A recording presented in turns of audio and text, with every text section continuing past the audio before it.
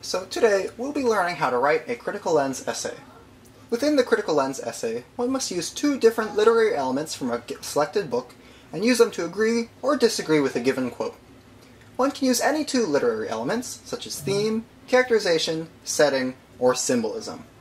Symbolism? Let's try that again. Let's talk about percussion symbols. Hi, I'm Matthew Lynn, and welcome to yet another installment of How to Be a Percussionist. Today, we'll be learning about creating a proper cymbal setup and a cost-effective alternative to said setup. First, let's educate ourselves about each part. On the tiller, there are various levels, each scaled to a different diameter.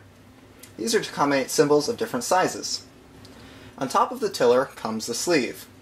Now there are many different types of sleeves, and this one is called a flanged cymbal sleeve.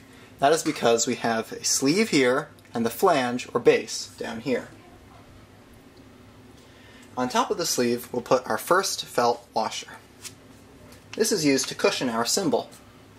Afterwards, we'll put on our cymbal,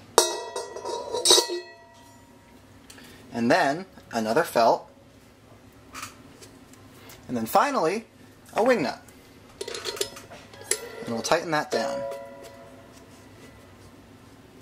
Now this is a pretty standard setup, and one can use it for a variety of cymbals or even other accessories. Now let's take this apart. What if you don't have this sleeve? Placing your cymbal on the metal tiller itself will result in a broken cymbal. We need a replacement for this, but we can't get to a music store that supplies these relatively expensive plastic parts.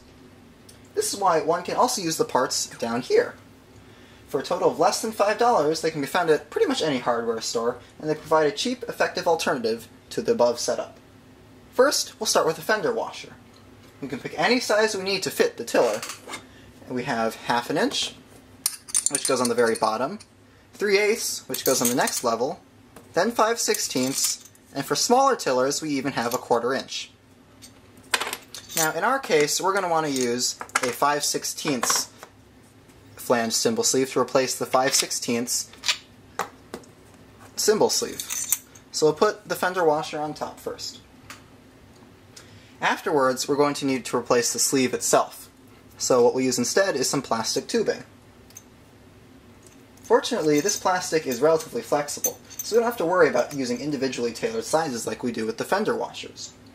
All we need to do is find a diameter of tubing that fits over the tiller. That's generally going to be of 3/8 outer diameter and 5/16 inner diameter. Once we have roughly the same length as the cymbal sleeve, we can cut it using some scissors to about 1/2 inch long. Now we'll use the same process as before. We'll throw on some felt, cymbal, felt again, and this time we'll use another fender washer, which is of the same size, 5/16, and then finally, to finish it off, we'll use a hex nut of the proper diameter. In this case, we'll be using 8mm, and we'll screw that on. Now, we've successfully replaced this part with these parts at a much lower cost and a greater availability. Finally, we have 3 brief notes. Oops, let's flip this over.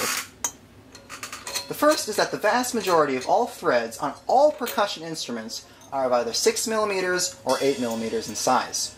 This means that anytime you need additional parts, you can often borrow them from other instruments to fit your needs.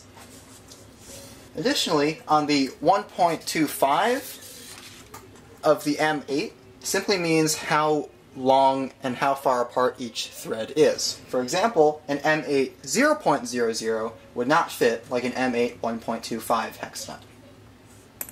The second note is that the only specialty item really would be the felt that we have. I ordered this bag of 12 felt washers from steveweissmusic.com, and it cost about $4, so it's about 30 cents unit price. I'm not sponsored by them, by the way. Every other item can be found at essentially any other hardware store, but I've been unable to find a replacement for these as widely. You could use newspaper, but that's a little risky sometimes. The final note is that it can sometimes be difficult, even with the traditional equipment, to keep your own cymbals where you want them. For example, if we go back to our wing nut and throw that on top, yes, we do have what looks like our old setup.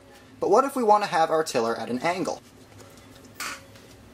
As we tilt it, the cymbal should stay completely perpendicular to our tiller. But as we tilt the tiller farther and farther and farther, one will notice that the cymbal does not often go still perpendicular to the tiller.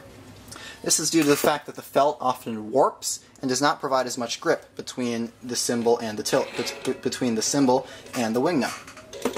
However, if we always keep in mind the idea that washers are always used to create more surface area, we can fix this problem.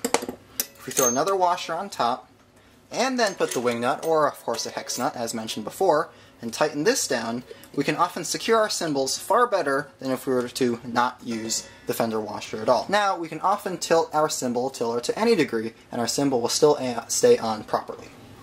I'm Matthew Lynn of the Ithaca High School Percussion Section, and today we've talked about cymbal parts. I hope you are well informed, and I hope to see you again.